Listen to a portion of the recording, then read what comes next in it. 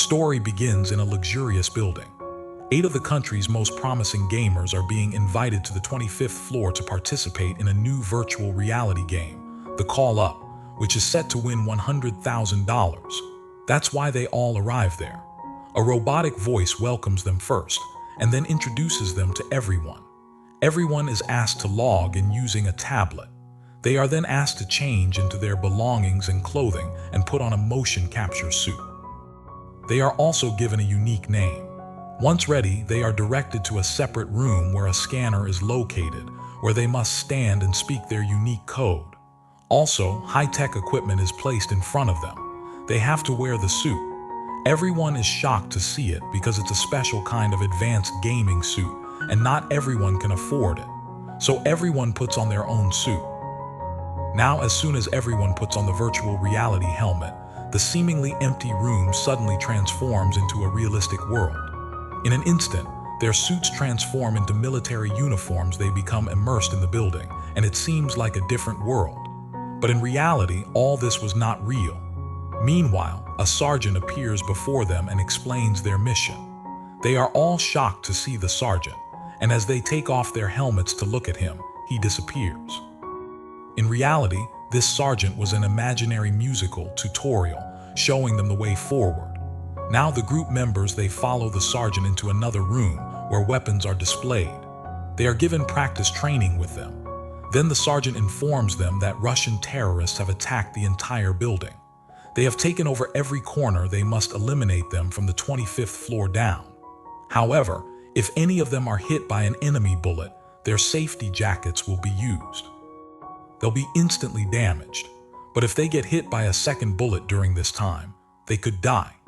Everyone also has an emergency injection with which they can save their lives, but they only have one dose of it, and whoever manages to make it to the ground floor alive after killing the enemy will be the real winner of this game and will be awarded a prize of $100,000. After this, the game, the first level, begins. Everyone is following Andre, who was previously an army officer and has considerable experience handling such situations. Therefore, Andre leads the entire group. Suddenly, they encounter a terrorist. Seeing him, everyone in the group runs around to save their lives. But Andre fearlessly confronts him and saves him from death. He takes them down. As soon as this terrorist dies, a voice is heard, and we learn that they've completed the first level, with Andre getting all the points because he killed him alone. Afterward, they all descend the stairs to the next floor, and it's there that they realize that if they try to go directly down without completing any of the levels, they'll be electrocuted. They'll start experiencing shocks that could even lead to their death. They advance to the next level, where they receive more advanced weapons than before. Andre teaches them how to use them one by one. He also trains them to sneak up and attack enemies. Then, they all set out together to confront the enemy. Upon entering, the first thing they see is Marco. An enemy is attacked. Marco kills him and moves on. The others gain confidence and start fighting the terrorists. Meanwhile, Nausicaa Adamam accidentally wastes all her bullets on an enemy. But none of her bullets hit the target, and the enemy is about to attack Adamam when Andre arrives and saves his life. Meanwhile, we meet a woman named Taylor. We see a girl who is beginning to feel scared of the game. Another girl named Shaylee explains to her that it's just a game and she needn't be afraid. We then see Shaylee standing in front of a terrorist. Shaylee is unable to shoot him despite wanting to.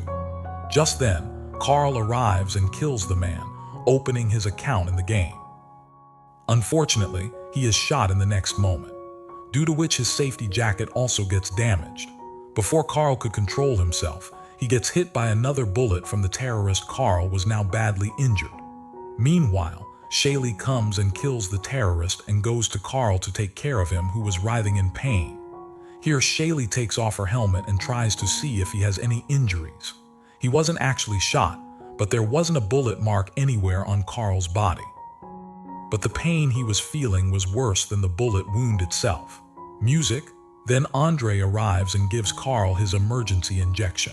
It heals the gunshot wound, and Carl breathes a sigh of relief shortly after. Carl is so terrified by this incident that he even starts vomiting. It didn't seem like a game at all. Afterward, they all take off their helmets and take a break. Adam finds some grenades. Carl Sanji tells everyone that he felt real shocks and that he thinks it must be a reality TV show. Hearing this, Zahid gets a little scared because he didn't want people to recognize him by the name terrorist written on his suit. On TV, he tries to remove his helmet, but fails as usual. He feels like the entire suit is now attached to his body, and the whole game seems like a reality TV show. Andre seems complicit in the game. So the group members begin to make bizarre accusations against Andre, which deeply offend him. He angrily leaves them and goes to the bathroom to calm himself down. He leaves. Andre is unaware that the game is still on, and as soon as Andre realizes this music, he lowers his helmet and a terrorist present there shoots him, causing Andre to fall to the ground. Andre can no longer help himself because his injection and jacket have already been used. In such a situation, he calls out to his comrades, and when this noise the others hear and put on their helmets. But then another terrorist shoots a boy named Edward. Meanwhile, Taylor has decided to quit the game. She starts going down the stairs, but the electric shock there foils all her plans. Meanwhile, they hear Andre's screams as he somehow tries to crawl to them. Just then he takes off his helmet and hears a timer in his helmet. As soon as it runs out, Andre receives a powerful electric shock to his head and he dies on the spot. Shelly rushes to his side and tries to administer CPR, but it's to no avail. Suddenly, a voice tells them to move on to the next level, but they don't want to play anymore. Seeing Andre's condition, everyone is terrified. They realize that it was this helmet that took his life, so they all try to remove the helmet, but it's in vain. Then Zahid tries to break the helmet with a fire extinguisher, but the helmet is so strong that it won't budge.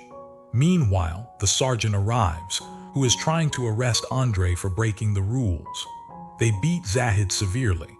He then advises them not to do so without a game over, or they will have to face the consequences themselves. Hearing the sergeant's words, they all become a little scared and decide to proceed calmly. Together, they complete several levels. Each level presents a unique challenge. In one, they enter a room where but the gas was leaking. That's why they used their hands instead of guns. Now they had to face their enemies with knives. That's why they have to kill their enemies from very close range. Similarly, they have to face different levels. After which everyone goes to the lower floor where the enemies welcome them with AK-47s. In this firefight, their safety jackets are also damaged. Adam and Carl are shot, but Shelly and Marco give them emergency injections just in time to heal them. After killing the enemies, the level ends and everyone decides to take a break. Just then, Zahid's gaze shifts to the world on the other side of the mirror, revealing that it's night. By now, they were quite tired. But Zahid once again tries to escape, tries and starts breaking the building's window with a heavy object. He's somewhat successful, but then suddenly the sergeant arrives and hits Zahid so hard that his leg breaks, a real injury. Means that even the injection won't work on Zahid anymore. Seeing Zahid's condition, the others rush him to a hospital. They decide to hide behind furniture and proceed forward. Unfortunately, Zahid dies shortly after due to blood loss. Upon reaching the next level, they discover new weapons. Marco and the others begin to argue about the weapons, and a terrorist takes advantage of this and attacks Marco, fatally shooting him. This incident leaves the entire group in a state of shock. The alarm goes off. Meanwhile, Taylor hides in the bathroom to escape. Meanwhile, Shelly saves Marco's life with her emergency injection. Then they realize that Taylor isn't with them, so they set out to find her. Meanwhile, we see a terrorist approaching Taylor, who is checking every bathroom door. And now it's Taylor's turn, but then Shelly arrives and saves his life. This completes their level. A short while later, they leave to proceed to the next level, where they see the sergeant killing a terrorist. According to the sergeant, a bomb has been planted in the basement, which is about to explode in a short while. To stop it, they must extract the hostage's coat. So Edward confronts the man. He starts giving him electric shocks to get him to remove his coat.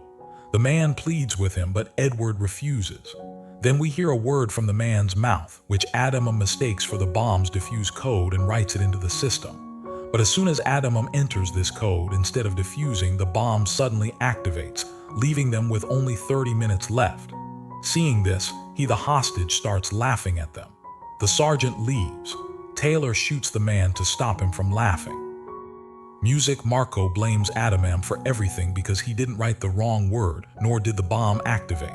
Enraged, Marco tries to kill Adamam, but he's not hurt because he's wearing a helmet. After which, he returns to the real world and takes off his helmet.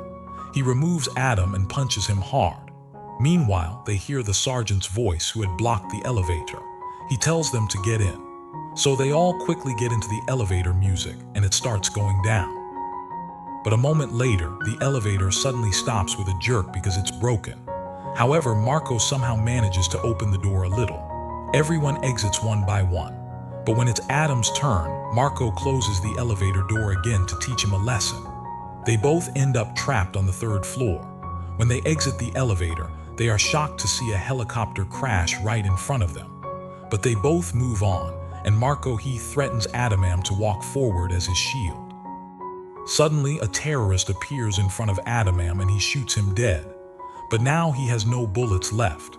So he tells Marco to go ahead, but Marco doesn't listen to him at all. Then, what was feared happens. Just a few seconds later, Adamam is killed by a terrorist's bullet. On the other side, on the 4th floor, the rest of us we see people who get hold of some advanced weaponry when suddenly a terrorist throws a smoke grenade into the room, filling the entire room with smoke. Seeing all this, Carl remembers his past. In fact, the burn marks on his body were the result of a tragic accident in which his girlfriend died. Carl still holds himself responsible for this entire incident, and now seeing the smoke, she starts remembering everything again. Shelley somehow convinces her and takes her with her, where they reach the ground floor facing the enemies. This means that they are now at the final stage of the game, but now they are almost out of bullets. So Taylor starts checking other rooms' music in search of a weapon, where she finds some emergency injections. While she's taking the injections, Marco arrives and asks Taylor for them. Taylor refuses, so Marco shoots her, killing her instantly. A short while later, Carl arrives and asks Marco about Taylor. Marco pretends he's running from an enemy. Carl is convinced. Later, when Carl spots Taylor's body lying on the shore, he realizes who's behind it.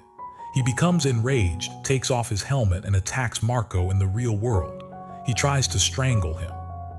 But Marco manages to hold his own until suddenly, the sergeant arrives and begins beating him for breaking the game's rules, ultimately strangling him.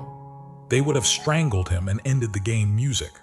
Now only 3 players remain in this game, including Edward, Carl, and Shelley, who reach the basement to defuse the bomb, and they have only 7 minutes left to finish this task. Then they face countless terrorists.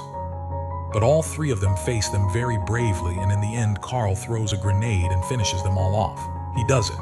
As they approach the bomb to defuse it, a terrorist arrives in a van and opens fire on Carl, fatally wounding him.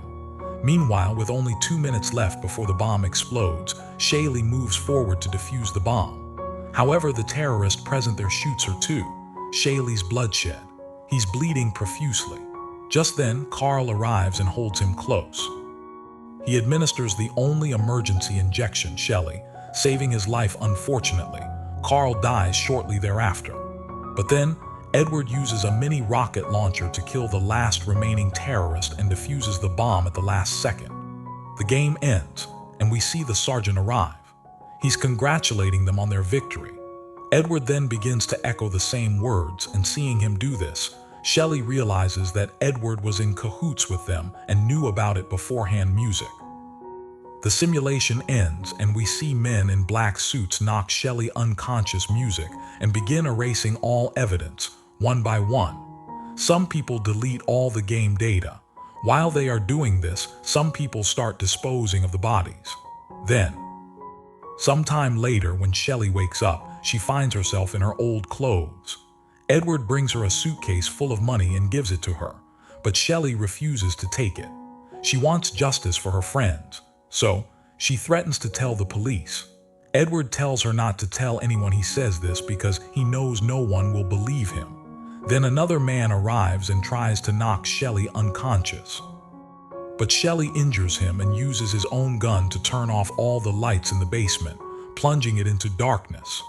Then, hiding in the parking lot, first kills all of Edward's men and finally, taking advantage of the darkness, takes Edward's life, and the kissing